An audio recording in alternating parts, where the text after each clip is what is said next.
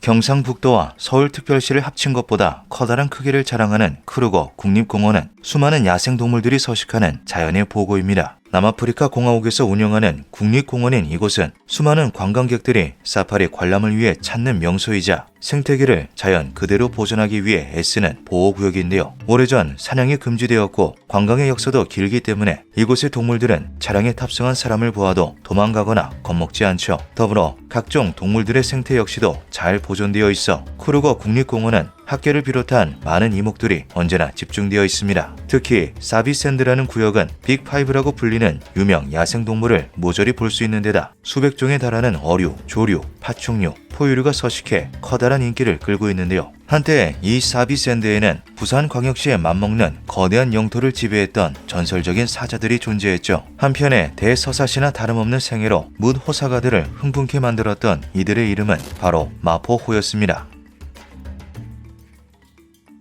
대부분의 고양이과 동물들은 무리를 짓지 않습니다. 주로 은폐가 쉬운 풀숲에서 생활하며 작은 먹잇감을 홀로 사냥하는 것을 선호하기에 번식과 생존에 있어 단독 생활이 유리하기 때문인데요. 그러나 사자만큼은 다르죠. 숨을 곳이 없는 초원에서 아프리카 물소 등의 대형 동물들을 사냥해야 하는 사자는 필연적으로 무리를 지어야만 합니다. 사자의 무리는 프라이드라고 불리는 모계 사이로 구성되는데요. 여러 마리의 암사자가 모여있는 프라이드를 차지하기 위해 숫사자들은 치열하게 경쟁하며 가장 강한 이들만이 번식을 할 수 있는 것이죠. 웨스트 스트리트, 하나하나가 우월한 유전자를 보유한 이 거대한 숫사자들은 하나가 아닌 여러 개의 프라이드를 지배하에 두고 있는 강력한 코얼리션이었습니다. 이들이 차지한 암사자들 중에서도 가장 흉폭하고 우수한 스파르타 프라이드는 번식을 통해 여러 마리의 숫사자를 낳게 되는데요. 2001년 1월에 태어난 첫째 라스타와 그의 쌍둥이 형제 프리티보이, 2001년 3월에 태어난 셋째 드레드로, 2001년 11월에 태어난 막내인 미스터 T와 그의 쌍둥이 형제 킨키테일. 새끼 사자들은 성장 과정에서 천적을 제거하기 위한 대형 초식동물의 습격이나 경쟁 프라이드의 공격, 혹은 먹이를 제대로 공급받지 못해 목숨을 잃기 일쑤이지만 스파르타 프라이드와 웨스트 스트리트 사이에서 태어난 이들은 철저한 보호와 풍족한 영양 공급하에 무럭무럭 성장할 수 있었죠. 5 형제가 새끼의 태를 벗고 점차 덩치를 키워나가던 무렵 스파르타 프라이드에 젊은 숫사자 한 마리가 접근합니다. 일반적으로 주인이 있는 프라이드에 외부 숫사자가 접근한다는 것은 생사결단을 뜻하기에 이 젊은 숫사자는 얼마 버티지 못하고 웨스트 스트리트에게 갈기갈기 찍힐 것이 분명해 보였는데요. 그런데 놀랍게도 웨스트 스트리트는 이 젊은 숫사자 마클루를 가만히 내버려 두었죠. 사실 이 숫사자는 웨스트 스트리트가 1998년 10월에 다른 프라이드로부터 얻은 자식으로 5 형제의 이복형이었던 것입니다. 스파르타 프라이드의 암사자들은 약간 불만이라는 듯 떨떠름한 모습이었지만 5 형제와 마쿨루는 놀랍도록 빠른 속도로 진분을 쌓아나가게 되는데요. 마치 처음부터 함께 살았던 것처럼 6 형제는 그 어떤 숫사자들보다도 끈끈한 우정을 나누며 계속해 성장해 나갔죠. 시간이 흘러 형제들의 목에서 멋들어진 갈기가 자라났을 무렵 이들은 아버지인 웨스트 스트리트로부터 추방을 당하게 됩니다. 이는 사자의 생애에 있어 당연한 것으로 장성한 숫사자로 하여금 번식을 위한 다른 프라이드를 찾아 나서게 만드는 행위인데요. 부모의 보호에서 벗어나 야생에 내던져진 젊은 숫사자들은 경험이 부족해 여러 시행착오와 부상을 입거나 때로는 목숨을 잃는 등 자멸하는 경우가 있지만 이들 형제에게는 든든한 맏형이 있었죠. 이미 프라이드에서 다른 프라이드를 여행하는 외부 경험이 있었던 이복형 마클로의 통솔 아래 새로운 삶을 시작한 이들 형제는 마포호라는 이름의 코얼리션을 결성하게 됩니다. 타고난 피지컬과 끈끈한 형제의 마클로의 리더십을 고루 갖추고 있는 마포호는 놀라울 정도로 빠르게 야생에 적응해 나가는데요. 덩치 큰 숫사자 6마리가 일사불란하게 움직이는 이들의 사냥 기술은 가히 가공할 만한 위력을 갖추고 있었죠. 마포호 형제들은 갈기가 제대로 자라나기 전부터 마클로의 지도하에 기린을 사냥할 정도로 사냥에 숙달되어 있었습니다. 즉 장성한 마포호의 숫사자들은 단련된 사냥기계나 다름이 없었던 것인데요. 아프리카 물소는 사자보다 훨씬 커다란 덩치와 완력을 갖춘 대형 동물로 자칫 잘못하다가는 사자가 역으로 사냥당할 수도 있을 만큼 위험하죠. 그러나 마포호에게 있어서는 상처 없이 손쉽게 사냥해낼 수 있는 맛 좋은 고기에 불과했습니다. 심지어 물속에서 거의 무적이나 다름이 없어 어지간한 사자들도 주례능치게 만드는 하마조차도 이들에게 있어서는 단순한 사냥감이었는데요. 풍족한 식사를 이어나가며 풍성한 갈기를 지닐 정도로 성장하게 된 마포호들은 이제 각각의 특성이 확연히 드러난 성체 사자가 되어 있었죠.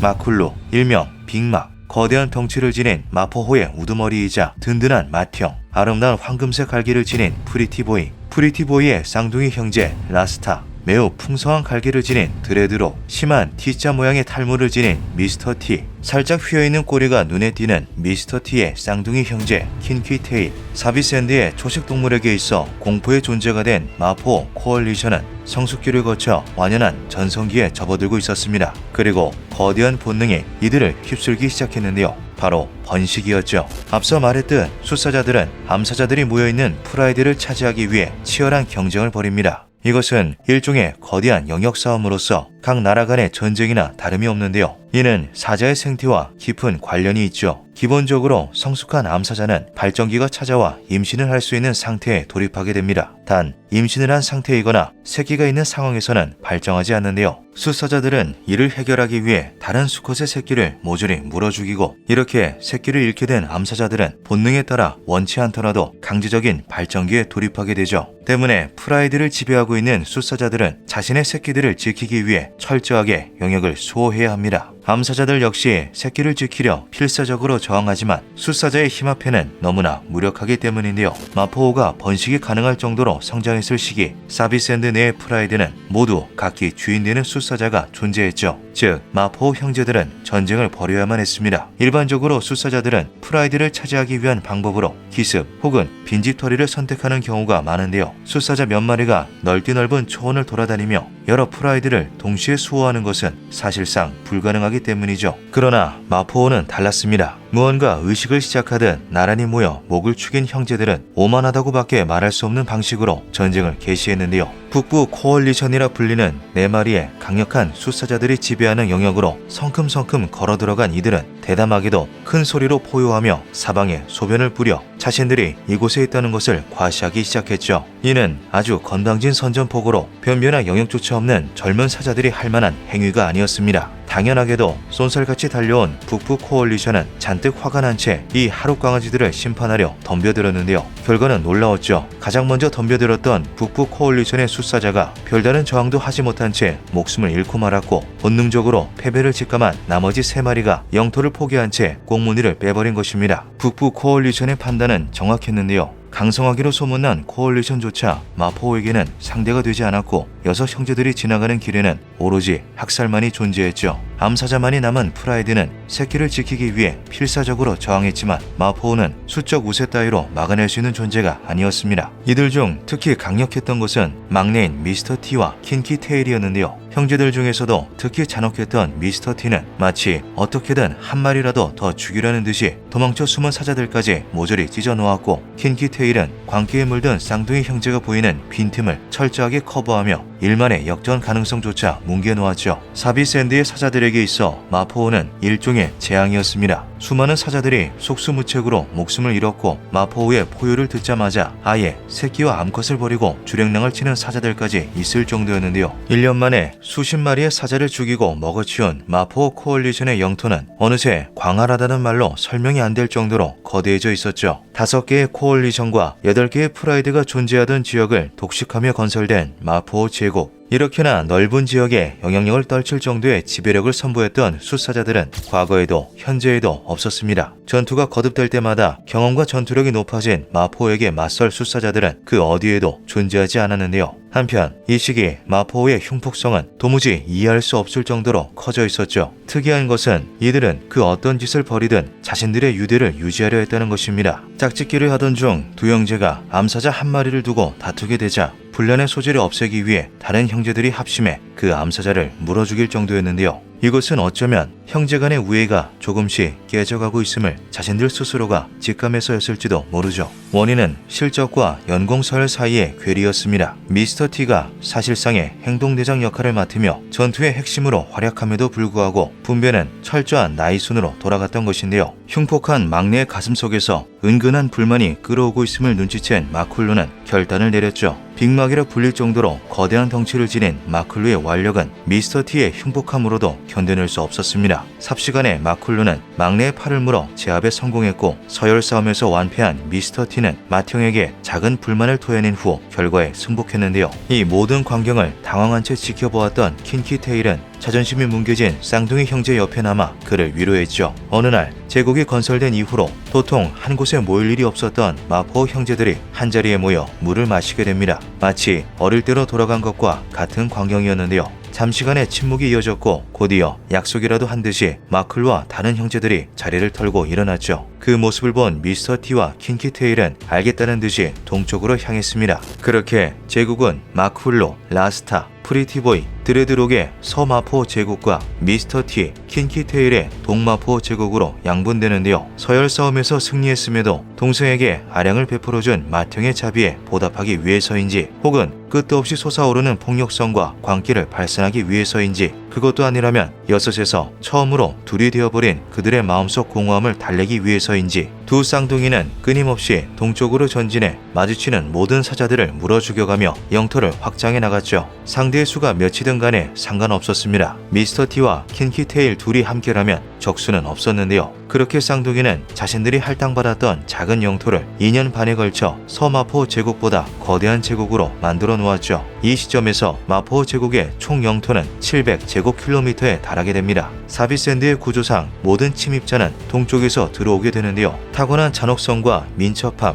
완력, 두 마리가 한 몸처럼 움직이는 팀워크, 그리고 압도적인 전투 경험을 지닌 미스터 T와 킨키테일은 단 한 번도 패배하지 않으며 무적이나 다름없는 마포의 방파제가 되어주었죠. 그러나 타고난 종의 특성은 어찌할 수 없는 것, 사자의 전성기는 너무나도 짧았습니다. 2010년 동마포 제국의 두 형제는 9번째 생일을 맞이합니다. 야생 사자의 수명은 10에서 15년이며 그마저도 수컷 사자는 8에서 10년에 불과한데요. 미스터 T와 킨키테일은 어느덧 신체적 전성기가 완전히 끝나고 황혼기에 접어드는 나이가 되어 있었던 것이죠. 야생의 혹독한 환경은 이러한 사자들이 살아남을 수 있을 만큼 넉넉하지 않지만 그럼에도 마포 제국은 여전히 강성했습니다. 쌓아올린 악명은 도전의 의지를 꺾어놓기에 충분했고 그들이 수년간 학살을 이어온 탓에 불온의 씨앗 역시 거의 남아있지 않았던 탓이었는데요. 그런데 2010년 6월 8일 마징귤란이라는 이름의 코얼리션이 동마포우의 영토인 사비샌드 북동부 지역에 발을 들여놓았죠. 4살에서 5살의 젊은 숫사자 5마리로 구성된 이들은 신체적 전성기에 접어든 강력한 무리였습니다. 망설임 없이 강을 건너오는 이들의 목적은 명확했는데요. 바로 전쟁이었죠. 놀랍도록 신중했던 마징귤란이는 가장 재빠른 사자 한 마리를 척후병으로서 먼저 보냈습니다.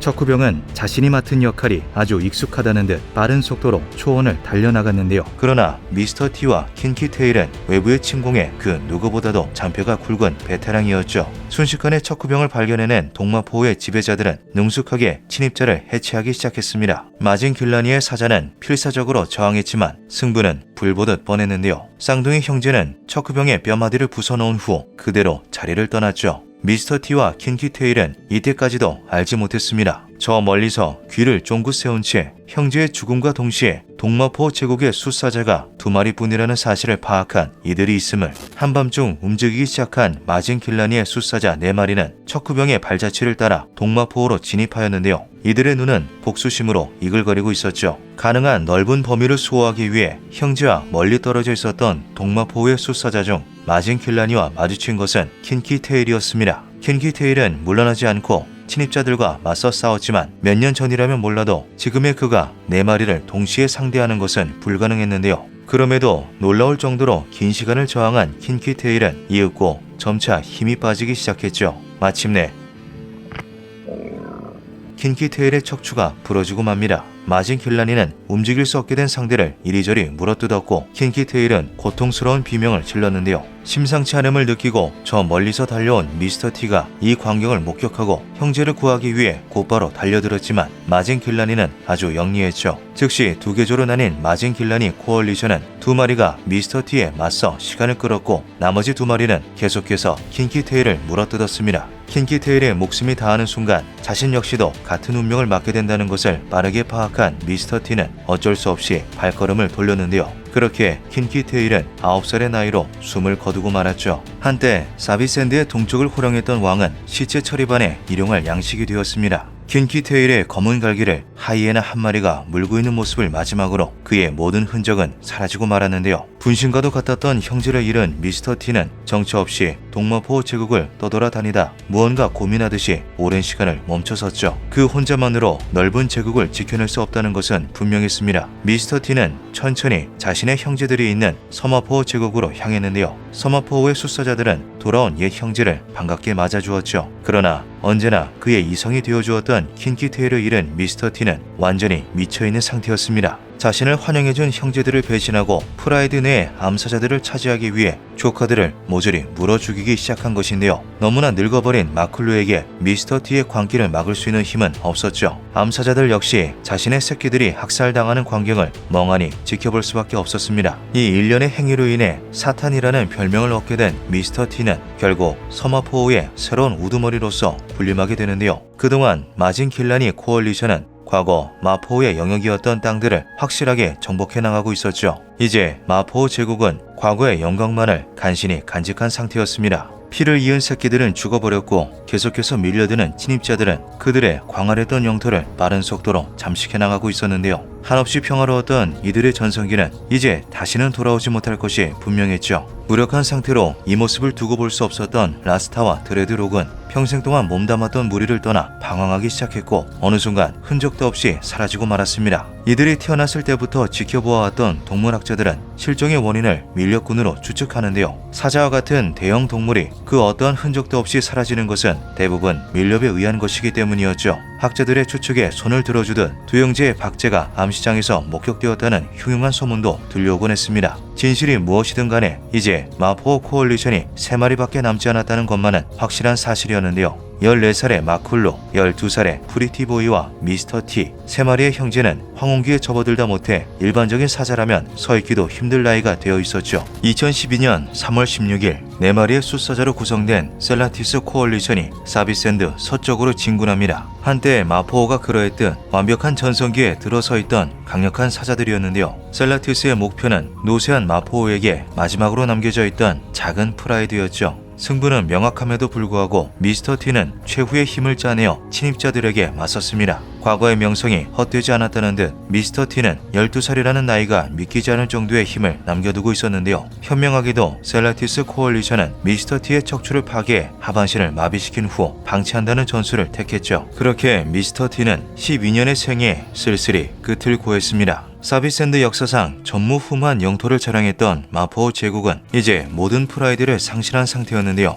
과거의 영광을 뒤로한 채 방랑자가 된 마클루와 프리티보이는 예전의 모습을 찾아보기 힘들 정도로 앙상해져 있었죠. 2012년 10월 마클루와 함께 들소의 사체를 뜯어먹는 모습을 마지막으로 프리티보이는 더 이상 목격되지 않습니다. 직전까지 버려진 동물의 사체 따위로 연명했던 것을 근거로 더 이상 먹이를 구하지 못해 아사했거나 혹은 나이 때문에 자연사한 것으로 추정되었는데요. 2013년 1월 한참 동안이나 자취를 감추었던 마클루가 도로변을 떠돌아다니는 모습이 포착되죠. 그의 나이는 15살, 야생 수컷 사자의 수명을 한참 넘어선 나이였습니다. 마포우의 마지막 사자 마클루 역시 이 모습을 마지막으로 다시는 목격된 바가 없는데요. 그렇게 마포우 코얼리션은 역사 속으로 사라지게 되었죠. 이후 공식적으로 마포우의 자손 중 숫사자는 발견된 바가 없다고 합니다. 그러나 딸들만큼은 꽤나 많은 숫자가 살아남았는데요. 실제로 해당 개체들이 프라이드를 형성하여 사냥을 하는 모습이 포착되기도 했죠. 자연의 법칙에 따라 이들은 아버지의 원수라고도 할 수 있는 마진 길라니를 남편으로 삼았던 것으로 보입니다. 한편 마포 형제들을 넘어선 코얼리션은 아직까지도 나오고 있지 않은데요. 마포오를 몰아낸 데 이어 미스터 T를 죽였던 셀라티스 코얼리션까지 멸망시킨 마진 길라니가 마포 제국에 맞먹는 세력권을 형성한 바가 있기는 하지만 이것은 마포오가 청소에 가까운 수준으로 근처 경쟁자를 모조리 정리해둔 것에 커다란 수혜를 입은 덕분이라고 하죠. 마포오가 활발하게 정복을 이어나가던 시기에는 약 1년밖에 되지 않은 기간 동안 목격된 사례만 해도 40마리의 숫사자들이 목숨을 잃었다고 합니다. 마포오 제국의 크기를 고려하면 최소 100마리는 희생당했을 것으로 추정되며 여기에 마포오 특유의 잔혹성까지 생각한다면 더욱 숫자가 늘어날 것으로 생각되는데요. 새로운 코얼리션의 도전을 원천부터 봉쇄했던 사비샌드의 대제국 마포오의 사자들은 아직까지도 전설로서 기억되고 있죠. 기묘한 밤이었습니다.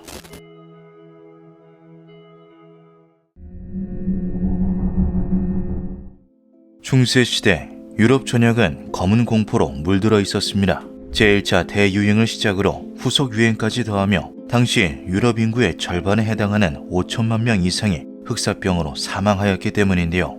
흑사병의 주요한 전파 매개체가 되었던 것 중 하나는 유럽 전역에 들끓었던 쥐였죠. 하지만 당시 사람들은 쥐가 그 범인일 것이라고 생각하지 않았습니다. 이 모든 재앙은 신의 징벌 혹은 오염된 공기로 인한 것이라 여겼는데요. 그럼에도 사람들은 쥐들을 볼 때마다 겁에 질려 비명을 지르고 재앙이 도래할 것이라며 두려움에 떨어야만 했죠. 그 이유는 따로 있었습니다. 그들이 목격했던 것은 일반적인 쥐가 아닌 레트킹이라 불리는 쥐의 군체였는데요. 이것은 중세시대 가장 끔찍한 흉조로 여겨진 기괴한 현상이죠. 오래전 쥐의 왕이 있었다고 전해진다. 쥐의 왕은 얽힌 꼬리 위에 앉아 다른 쥐들의 존경과 숭배를 받았다. 지혜롭고 나이든 쥐의 왕은 다스리는 무리 덕분에 움직이지 않고도 원하는 곳을 돌아다닐 수 있었다. 유럽에는 쥐의 왕이라는 오래된 민담이 전해져 내려오고 있었습니다. 그것은 서로 엉겨붙어 군집을 이룬 쥐들로 그 꼭대기에 있는 쥐가 무리의 왕으로서 다른 쥐들을 다스린다는 이야기였죠. 현대의 학자들은 쥐의 왕 이야기가 단순한 허구성 민담이 아닌 실체로부터 기원한 이야기라고 추측하였습니다. 그 근거는 확실했는데요. 쥐의 왕 레트킹은 아주 먼 옛날부터 꾸준히 목격되고 기록되어 온 실존하는 괴현상이기 때문이죠. 1563년 11월부터 역병이 시작되어 겨울 내내 지속되었다. 다음 해인 1564년 여름까지 역병은 그치지 않고 날로 증가해 도시 인구가 급격하게 줄어들었고 어디를 가나 병세가 만연해 건강한 이들을 찾아볼 수가 없었다. 중세 독일의 상인이었던 안드레아스 리프의 기록을 통해서 엿볼 수 있듯 당시 독일의 흑사병 문제는 아주 심각했습니다. 이중 남아있는 기록들은 전부 다 역병, 사망, 시신 등 암울한 단어들로 가득한데요. 독일의 도시 인구가 급격하게 줄어들었다는 기록이 남아있는 1564년, 해당 연도에는 하나의 기이한 목격담이 더 전해지죠. 1564년 독일 잘츠부르크에서 꼬리가 잔뜩 엉켜있는 7마리의 쥐가 나타났다. 상인들은 재앙에 전졸하면서 빗자루와 삽으로 그것을 내려쳐 죽이거나 내쫓았다.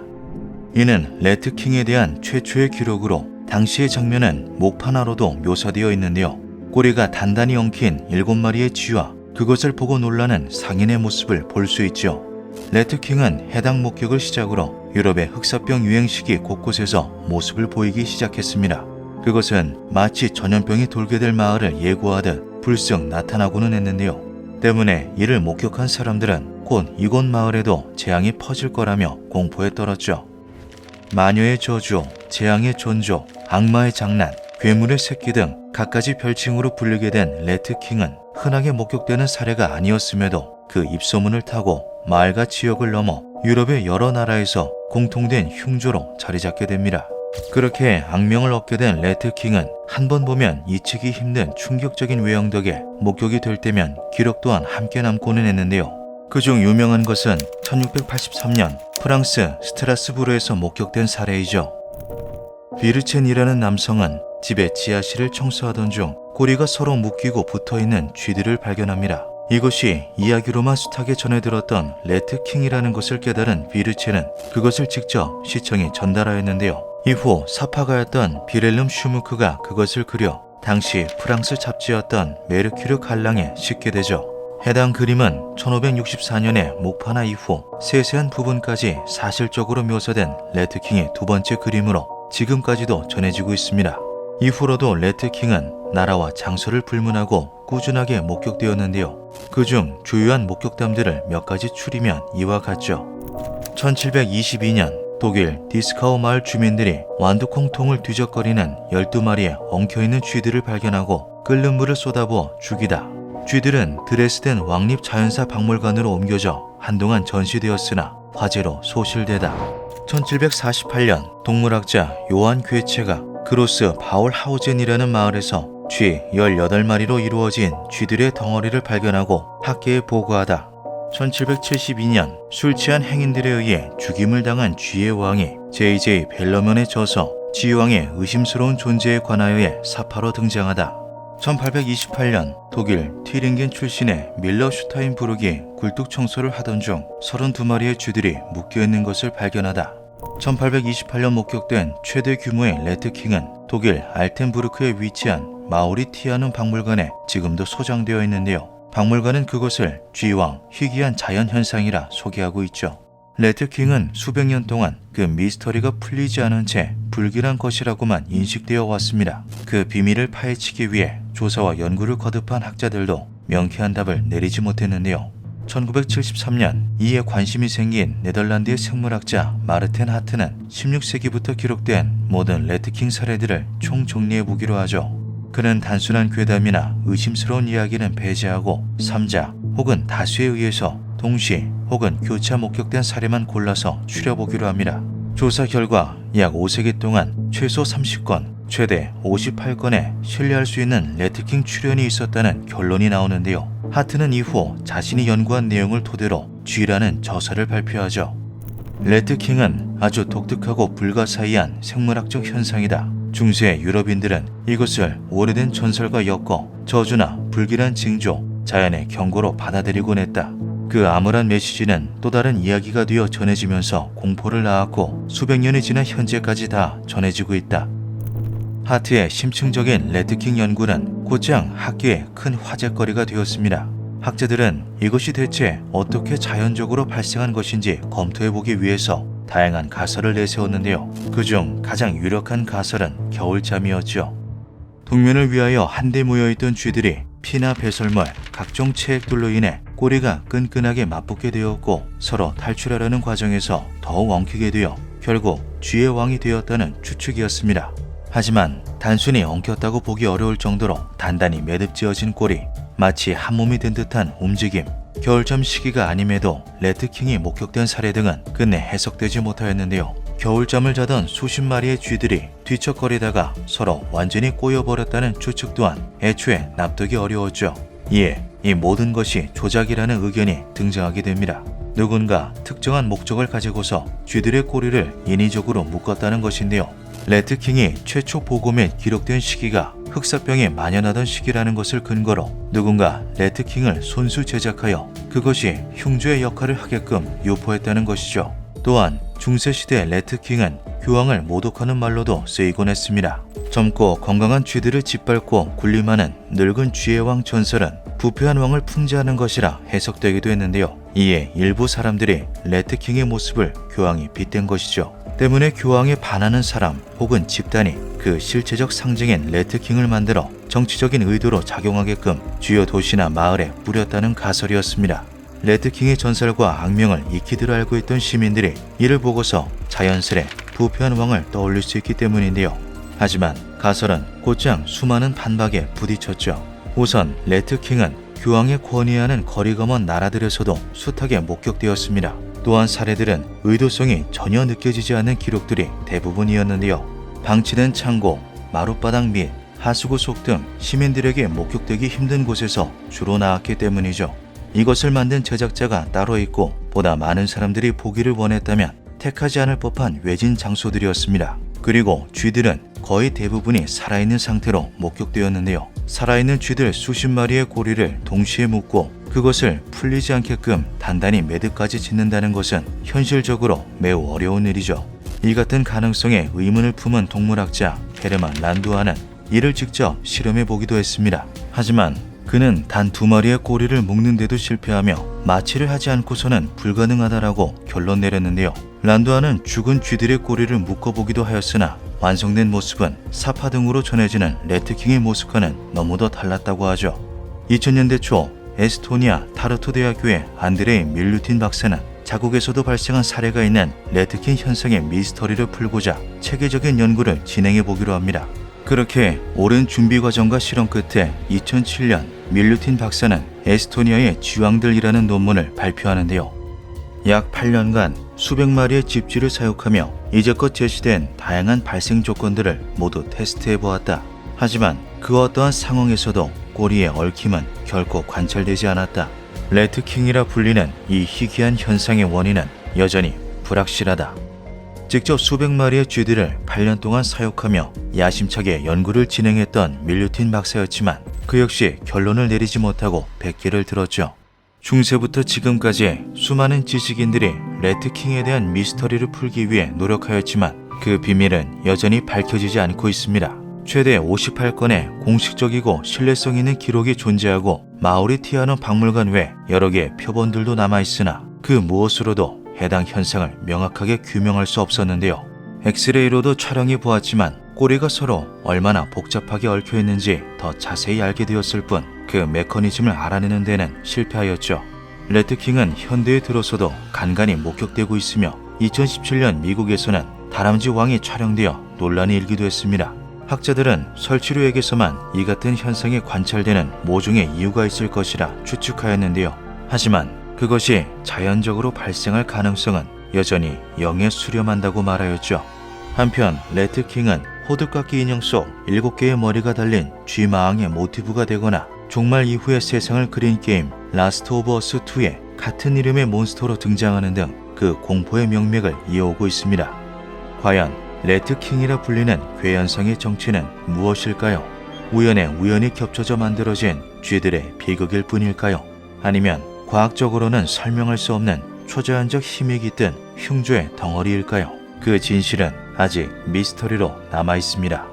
기묘한 밤이었습니다.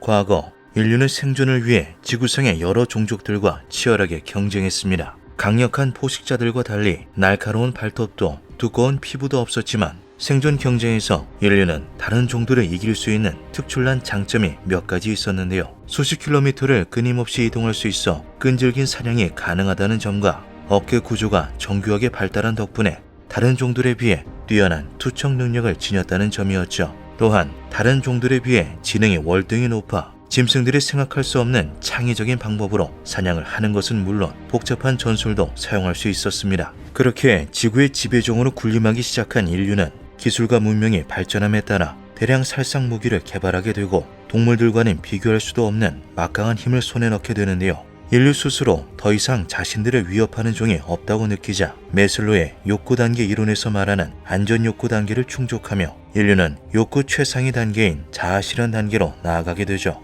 자신들의 손에 의해 멸종시킨 짐승들과 인류가 나타나기도 전에 사라진 고생물들을 직접 보고 싶다는 소망에 이른 것입니다. 20세기 초 벨 에포크 시대, 이 시기 귀족들 사이에서는 품종 교배 유행이 불고 있었는데요. 귀여운 외모에 작은 크기의 강아지를 원했던 귀족들은 원하는 모습의 견종끼리 교배를 반복하며 자신의 취향에 맞는 견종을 만들어냈죠. 독일 헬라 부른 동물원의 원장 하인츠 핵과 그의 형 루츠 핵은 교배 실험에 착안해 멸종한 오록스의 외형과 비슷한 개체를 만들 수 있다고 생각했습니다. 긴 뿔과 튼튼한 가죽, 큰 몸집을 지닌 오록스는 모든 소의 조상으로 알려진 소로 한때 유럽, 아시아, 아프리카 등 넓은 지역에 분포하였는데요. 핵 형제는 현존하는 소와 오록스의 특성이 많이 흡사하다는 것에 착안해 오록스와 최대한 비슷한 특징을 지닌 소들을 계속해서 교배하면 오록스와 유사한 소를 탄생시킬 수 있다고 생각했죠. 그렇게 교배를 반복한 결과 핵 형제는 외형이 오록스와 매우 흡사한 핵소라는 신품종을 만들어내는 데 성공합니다. 그러나 이는 반쪽짜리 성공으로 사람들은 외형만 비슷한 것이 아니라 그 고유한 특성들까지도 재현해낸 진짜 복원을 희망했는데요. 세월이 흘러 1953년 왓슨과 크릭이 DNA 이중 나선 구조를 밝혀내며 본격적으로 생명의 비밀에 접근할 수 있게 됩니다. 시간이 더 흐른 1996년 영국 로슬린 연구소에서 체세포 핵 이식 방식으로 세계 최초의 복제 포유류 성체양 돌리가 탄생하며 전 세계에 커다란 충격을 주는데요. 돌리의 성공에 고무된 학자들은 멸종된 생물을 복원하는 프로젝트에 본격적으로 나서게 되죠. 학자들은 수천 년 전의 고생물들도 복원해낼 수 있다는 희망을 품었지만 그 과정은 쉽지 않았습니다. 거듭된 실패와 좌절 속 수십 년의 시간이 또다시 흐르고 2025년 4월 미국 생명공학 기업인 콜로설 바이오사이언스에서 1만 3천 년 전에 멸종한 것으로 알려진 다이어울프 복제에 성공했다는 놀라운 소식이 전해지는데요. 일반 늑대종을 압도하는 크기에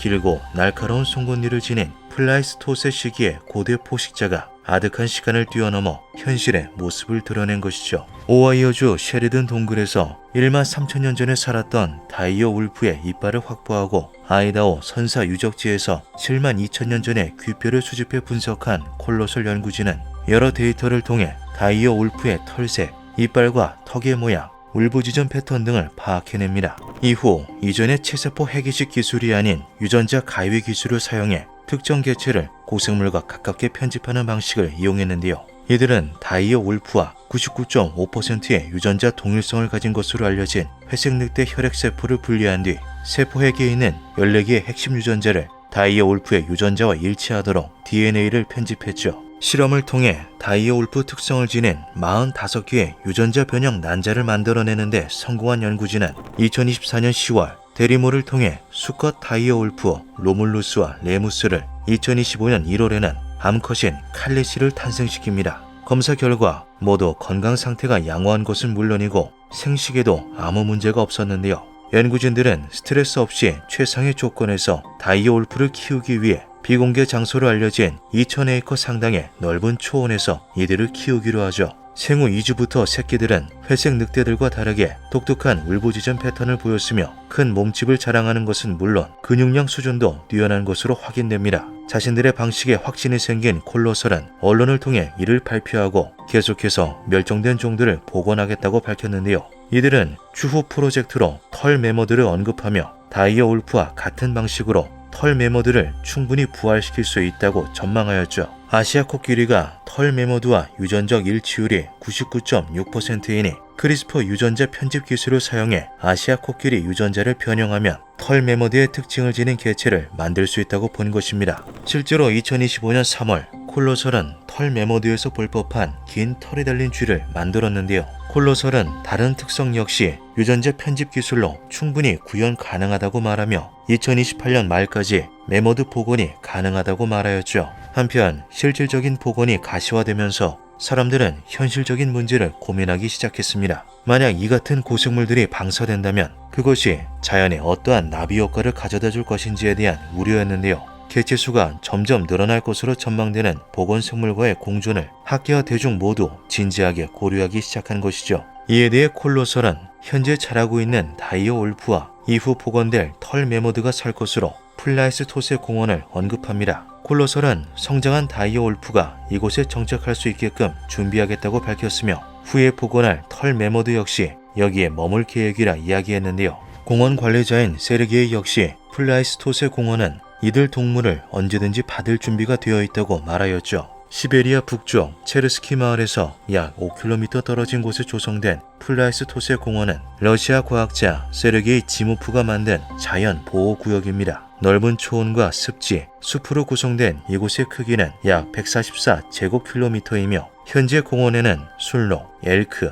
야쿠티안 말과 같은 초식동물과 유라시아 시라소니, 툰드라 늑대, 북극 여우 같은 육식동물들이 공존하고 있는데요. 본래 지구 물리학자인 세르게이는 동토로 알려진 시베리아 땅이 과거 플라이스토세 시기에는 넓은 초원으로 뒤덮여 있다는 것에 대해 기존의 기온 변화 가설이 아닌 초식동물의 존재 유무를 해답으로 제시했죠. 시베리아에는 이끼가 자주 끼는데 초식동물이 이를 먹어야 그 자리에 풀이 자랄 수 있는 공간이 생기게 되고 그것이 장차 거대한 초원지대로까지 형성된다는 가설이었습니다. 과거 시베리아 원주민들이 생존을 위해 짐승들을 대다수 사냥하게 되면서 이끼를 섭취할 초식동물이 사라지게 되었고 지금의 동토지대가 되었다는 건데요. 만일 플라이스토세 시절의 동물 생태계를 다시 구현한다면 지금의 시베리아 동토를 대초원지대로 바꿀 수 있다고 여겼죠. 세르게이는 자신의 이론을 검증하기 위해 20년에 걸쳐 수백 마리의 동물들을 공원에 들여놓았고 전부는 아니지만 일부를 정착시키는 데 성공합니다. 이후 공원의 특정 영역이 부드러운 초원지대로 변화하면서 가설로 그치는 듯했던 그의 주장이 점차 신빙성을 가지게 되는데요.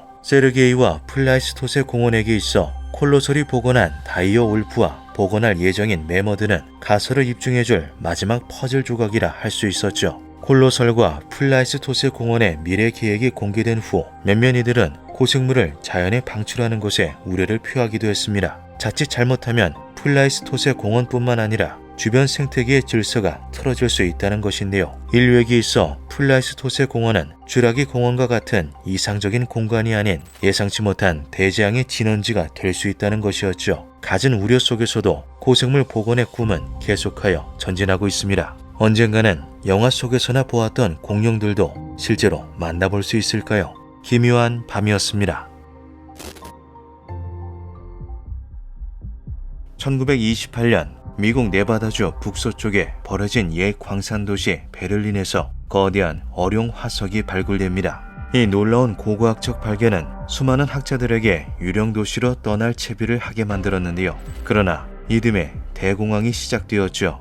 단 3년 만에 미국 시가총액의 약 90%를 증발시킨 최악의 경제 위기에 발굴 일정은 계속해서 연기되었습니다. 대공황이 마무리될 즈음 곧바로 발발한 2차 세계대전은 또다시 학자들의 꿈을 무참히 짓밟았는데요. 그렇게 최초의 발견으로부터 20년이 넘게 지난 1954년에서야 본격적인 발굴 작업이 시작되었죠. 학자들을 맞이한 대량의 어룡 화석들은 기나긴 인내의 보상으로서 충분했습니다. 1950년대부터 60년대까지 진행된 조사에서 발견된 골격 화석은 수십 마리를 훌쩍 넘긴 후에도 계속해서 출토되었는데요. 해당 어룡의 화석이 발견된 지층의 이름을 딴 쇼셔니 산맥의 도마뱀, 일명 쇼니사우루스라는 이름을 붙인 고고학자들은 곧 깊은 의문에 휩싸였죠. 머리 크기만 해도 2.75m에 전체 몸 길이는 무려 15m에 육박하는 쇼니사우루스는 추정치만 해도 체중이 20에서 30톤에 달하는 괴물이었습니다. 화석이 발견된 지층의 깊이는 이 거대한 어룡의 트라이아스기의 해양 생물임을 보여주었는데요. 백악기 후기에 등장한 최상위 포식자 모사사우루스보다 육중한 덩치를 지녔을 정도의 쇼니사우루스는 당시의 바다에서 먹이 사슬의 정점에 위치해 있었을 것이 분명했죠. 그런데 이상하게도 쇼니사우루스들의 화석이 한 장소에서만 무려 40마리 이상이 발굴되었습니다. 심지어 어린 개체부터 늙은 개체까지 다양한 연령대가 한 곳에 차곡차곡 쌓여 있었는데요. 이 정도로 강대한 생물이 집단으로 폐사할 가능성은 존재하는가? 당연한 의문에 등장한 초기 가설은 아주 단순했죠. 1980년 초기 발굴 작업을 진두지휘하였었던 캘리포니아 대학교 버클리의 찰스 캠프는 얕은 물에 밀려난 쇼니사우루스의 대량 폐사 사건이라는 가설을 제시했습니다. 무리 생활을 하는 고래들이 집단으로 갯벌에 떠밀려 오듯이 쇼니사우루스에게도 동일한 비극이 발생했다는 것이었는데요. 그러나 1992년 진행된 후속 연구는 찰스 캠프의 가설을 정면에서 부정했죠. 지질학적 분석 결과 쇼니사우루스의 화석이 대량으로 발견된 석회암층은 심해 퇴적물의 특징을 모두 갖추고 있었습니다. 즉, 어떠한 이유로 인해 연령대도 가지각색인 거대한 어룡들이 다 함께 깊은 바다 아래에 가라앉았다는 것이었는데요. 새롭게 등장한 분석 결과는 의문을 해결하기는커녕 또 다른 미스터리를 불러왔죠. 발견된 쇼니사우루스의 골격들은 너무나도 가지런하게 배치되어 있었습니다. 이는 자연적인 해류로는 설명할 수 없는 일이었는데요. 한두 마리라면 몰라도 40마리가 넘는 어룡들이 한자리에 예쁘게 정돈되어 있는 것은 불가능했죠. 그리고 그 정돈된 골격의 모양 역시 기묘하기 짝이 없었습니다. 쇼니사우루스의 척추뼈가 마치 누군가가 의도적으로 배치해둔 것 마냥 대칭에 가까운 형태로 이중 정렬되어 있었던 것이었는데요. 2011년 고생물학자 마크 맥메나미는 쇼니사우루스 미스터리에 대한 새로운 가설을 제시했죠. 화석은 과거의 생명이 남긴 행동의 기록이다. 독일 고생물학자 아돌프 자이라호의 철학을 기반으로 한 맥메나민의 연구는 너무나도 도발적이고 또 대담했습니다. 이중 정렬 구조로 배치된 쇼니사우루스의 척추뼈가 과거의 생명체에 의해 의도적으로 행해진 일이라고 주장한 것인데요. 그 생명체란 바로 30m에 육박하는 거대한 문어, 즉 크라켄이었죠. 트라이아스기에 크라켄이 존재했으며 이들이 쇼니사우루스를 사냥했다는 맥메나민의 주장에는 예상 외로 구체적인 근거가 존재했습니다. 현대의 문어들은 상어를 손쉽게 사냥할 수 있다. 만약 거대한 두 종류가 트라이아스기의 바다에 도사리고 있었다면 쇼니사우루스를 사냥하는 일이 어렵지는 않았을 것이다. 실제로 문어는 아주 강력한 포식자입니다. 강력한 발판과 주둥이는 먹잇감을 이렇다 할 저항도 하지 못하게 만드는데요. 특히 중요한 점은 문어가 이상하리 많지 높은 지능을 가졌다는 사실이죠. 미로를 손쉽게 통과하고 의도적으로 자연물을 촉수로 집어든 다음 생존을 위해 활용하는 것은 기본. 병뚜껑을 열고 먹이를 꺼내 먹을 수도 있습니다. 도구를 사용할 수 있다는 주장이 제기될 정도로 문어는 높은 지능을 통해 무궁무진한 촉수 활용을 보여주는데요. 맹매나미는 척추뼈의 이중정렬 구조가 문어의 빨판과 놀라울 정도로 닮아 있는 것은 절대로 우연이 아니라고 설명했죠. 트라이아스기 크라켄은 쇼니사우루스를 잡아먹은 후 자신의 빨판 모양대로 희생자의 척추뼈를 배치했다. 현대의 문어들이 둥지의 입구를 조개 껍데기나 돌로 장식하는 것처럼 말이다. 혹은 일종의 자화상일 가능성도 배제할 수 없다. 맹매나미는 자신의 주장에 대한 근거로서 해류의 흐름을 제시했습니다. 화석이 발견된 베를린 심해의 옛 환경에 적용된 시뮬레이션 모델을 통해 해저에 가라앉은 척추뼈가 해류에 의해 흐트러질 확률을 계산한 그는 나란히 이중 배열된 척추뼈가 수력학적으로 가장 안정적이라고 설명하였는데요. 이 경우에는 해류에 휩쓸려 제 모습을 잃게 될 확률이 17%에 불과하죠. 반면 한쪽 끝이 튀어나오도록 이중 배열된 척추뼈는 89%의 확률로 끝부분이 유선형으로 휘어버립니다. 실제로 발견된 화석처럼 양쪽 끝이 모두 튀어나오도록 이중 배열된 케이스의 경우에는 어떤 방향으로 해류가 오더라도 끝부분이 휠 수밖에 없어 흐트러질 확률이 100% 확률에 달했는데요. 즉 자연적인 해류로는 쇼니사우루스의 이중 배열 척추뼈 화석을 설명할 수 없다는 것이었죠.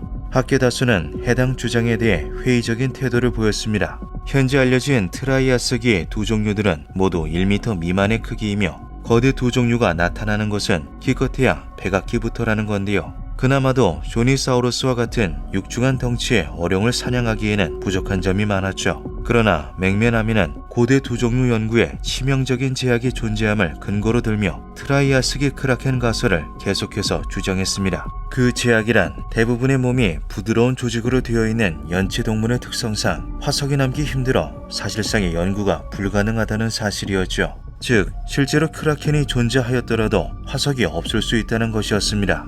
흥미로운 사실은 일본 홋카이도의 백악기 지층에서 거대한 두 종류의 주둥이가 화석으로 발견된 적 있다는 건데요. 해당 화석을 토대로 추정된 예조테오티스 기간테우스의 몸 길이는 5m가 넘었죠. 이는 고대의 두 종류가 우리가 상상하는 것 이상의 크기에 도달할 수 있었음을 시사합니다. 현재 우리는 심해 생물의 극히 일부분만 파악하고 있을 뿐인데요. 하물며 2억 5천만 년 전의 심해, 그것도 5천만 년 동안이나 이어진 트라이아스기에 거대한 두 종류가 존재하지 않았다고 확신할 수 없다는 것이 맹매나민의 주장이었죠. 한편 학계는 여전히 맹매나민의 가설에 대해 회의적인 태도를 보이고 있습니다. 대왕 오징어조차 측정된 길이가 13m 정도에 불과한데 무려 30m에 달하는 크라켄은 현실성이 없다는 것이었는데요. 그러나 역사는 어쩌면 이보다 더욱 거대한 두 종류가 존재할지도 모른다고 말하고 있죠. 1978년 태평양에서 작전을 수행 중이던 미해군 USS 스타인함은 느닷없이 커다란 충격을 받습니다. 무언가 거대한 물체와 군함이 충돌했다는 것만큼은 확실했기에 그 즉시 선체 점검이 시행되었는데요. 음파 탐지기, 즉 소나가 작동하지 않는다는 사실을 알게 된 해군은 수리를 위해 항구로 돌아갔죠. 그런데 음파 탐지기를 감싼 두꺼운 고무에 거대한 발톱이 박혀 있었습니다. 조사를 맡은 해양생물학자들은 해당 발톱이 대왕 오징어의 것이라는 의견을 내놓았는데요. 문제는 이 정도 크기의 발톱을 지닌 대왕 오징어라면 몸 길이가 최소 45m가 넘는다는 것이었죠. 우리는 언제나 실제로 목격하기 전까지는 그 존재를 인정하지 못합니다. 모아새의 화석이 발견되기 전에는 이렇게나 거대하면서도 날지 못하는 새가 존재할 리 없다라는 의견이 주류였으며 모아새에 관한 이야기는 단순한 전설이나 민담으로 취급되었는데요. 거대 오징어 역시 실제 표본이 수집되기 전까지는 신화 속의 괴물 따위에 불과하다는 회의적인 시선만이 존재했었죠. 그러나 우리는 이제 이 두 생물이 실존했음을, 살아 숨쉬고 있음을 잘 알고 있습니다. 어쩌면 가까운 미래 고대 심해에는 거대한 어룡을 잡아먹는 크라켄이 존재했다는 사실이 공식적으로 밝혀질지도 모르는데요. 언제나 역사는 되풀이되기 마련이죠. 기묘한 밤이었습니다.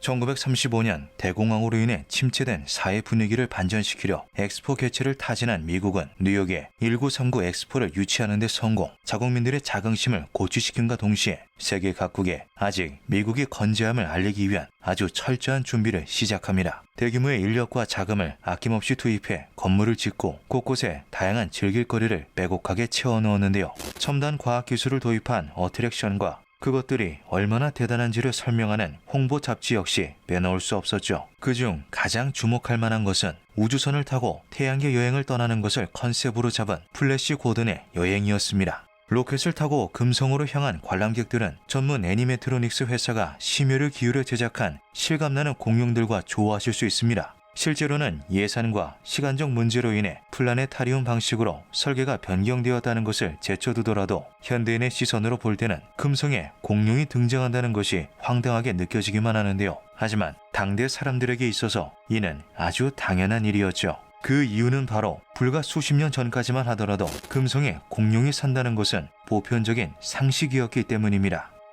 과거에는 정보의 불균형이 아주 심각했습니다. 글자를 읽고 쓸 수 없는 문명이 대다수였으며 교육은 선택받은 극소수를 위한 것인데다 정보를 습득할 수 있는 매체 역시 극히 한정적이었는데요. 당연하게도 먹고 사는데 중요하지 않은 지식들은 극소수만이 보유하고 있었죠. 예로부터 나름대로 높은 수준의 천문학을 보유하고 있는 여러 나라들이 존재했지만 이는 어디까지나 학자와 같은 지식인 계층에 한정된 것으로 인구의 대부분을 차지하는 대중들에게는 별이라는 개념조차 이해하기가 힘든 것이었습니다. 일반적인 사람들에게 있어 별이란 단지 하늘에서 반짝이는 무언가, 신화적 존재, 계절을 알 수 있는 빛, 이정표 정도였는데요. 밤하늘에서 빛나는 저것들이 얼마만큼의 크기를 지녔고 또 얼마나 지구와 떨어져 있는지와 같은 의문을 품을 만큼의 지식조차 가지지 못했죠. 기나긴 세월이 흘러 세계는 급격하게 발전하게 됩니다. 인쇄술의 발전과 매체의 발달 등에 힘입어 지식은 점점 대중화되고 서서히 정보의 불균형이 해소되는데요. 이윽고 별이라는 미지의 존재에 대한 정보 역시 대중들 사이에 전파되기 시작하고 1800년대 말에는 많은 사람들이 별이라는 개념을 어느 정도 이해하게 되죠.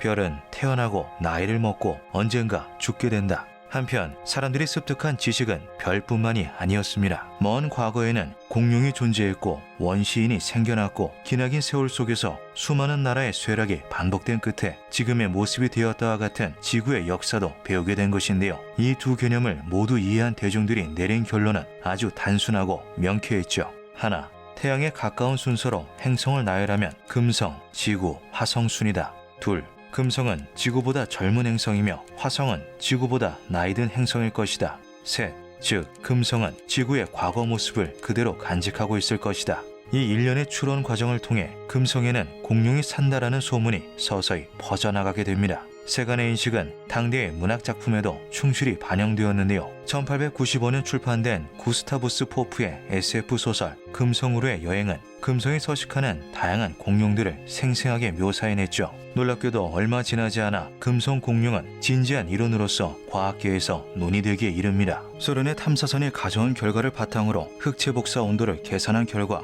금성의 표면 온도가 27도 정도였던 것인데요. 이에 1924년에는 월간 과학 잡지 파퓰러 사이언스가 우리의 이웃 행성은 식물이 무성한 환경을 갖추고 있으며 파충류 괴물이 지배하고 있을지도 모른다라는 기사를 게재했고 1929년에는 신문에서 직접 금성에는 거대한 잠자리 암모나이트와 공룡이 살고 있다라고 보도를 내놓기도 했죠. 이윽고 금성은 따뜻한 열대 기후이며 수많은 공룡이 서식하고 있다는 것은 지극히 보편적인 상식이자 정설로서 굳어지게 되었고 사람들은 머지않아 금성으로 여행을 떠나 살아있는 공룡을 두 눈으로 볼 수 있으리라 확신하게 됩니다. 1950년에 가까운 미래의 사람들은 금성에서 휴가를 보내게 될 것이며 레이저건으로 트리케라톱스를 사냥할 수 있을 것이다라는 금성 여행 홍보 카탈로그가 제작되기도 했을 정도인데요. 그러나 예상과 달리 발전한 과학기술은 잔뜩 부풀어 올랐던 사람들의 꿈과 환상을 산산이 부수고 말았죠. 1962년 8월 27일 케이프 커네버럴 공군기지에서 미국의 금성 탐사선 메리너 2호가 발사됩니다. 3개월 반의 비행을 통해 금성에 최대한 가까이 접근하는 것을 목표로 삼고 있었던 메리노 2호는 같은 해 12월 14일 35,000km까지 금성에 근접하는 데 성공하는데요. 비록 카메라는 달려있지 않았지만 각종 센서를 통해 금성 표면의 온도와 대기 조성 측정이 가능했던 메리노 2호에 사람들은 열대지방 특유의 따뜻한 기온, 공룡들이 숨쉴 만한 풍부한 산소 등을 기대했죠. 하지만 결과는 충격적이었습니다.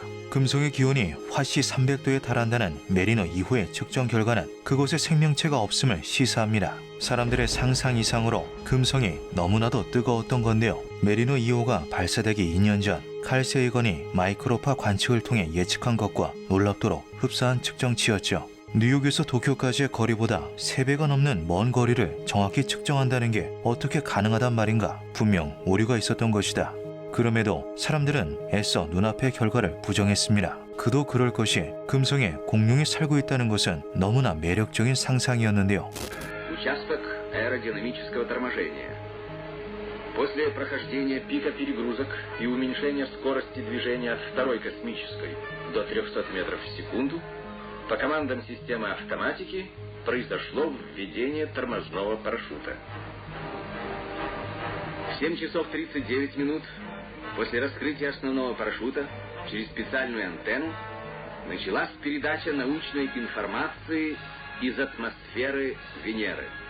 1967년 소련이 발사한 베네라4 탐사선이 성공적으로 금성 대기권에 진입했죠. 금성 52km 상공에서 낙하산을 펼친 탐사선은 온도 제어를 통해 내부를 영하 8도로 유지, 완벽하게 통제된 환경에서 외부 기온을 측정하기 시작했습니다. 지표에 착륙하기까지 26km나 남은 높은 고도임에도 온도가 무려 262도에 도달했고 22기압의 압력이 탐사선을 짓눌렀는데요. 400도가 넘는 고온도 버티도록 설계되었던 탐사선은 예상치 못한 높은 대기압을 버티지 못하고 폭발했죠. 같은 해 미국의 메리노 5호 탐사선은 금성 뒷면을 근접 통과하며 전파 강도 변화를 측정하는 방식으로 금성의 대기압이 지구의 90배에 달한다는 사실을 밝혀냅니다. 금성은 공룡들이 뛰어노는 열대 기후의 천국이 아니다. 금성은 지옥이다. 두 초강대국의 교차 검증을 통해 밝혀진 결과는 분명했는데요. 1968년 출판된 도서 환상적인 금성아 안녕은 당시 사람들이 느꼈던 감정을 생생하게 보여주고 있죠. 금성의 환경이 공룡은커녕 그 어떠한 생명체도 살아남기 힘들 정도로 가혹하다는 사실에 많은 사람들은 크게 낙심했고 그렇게 금성 공룡은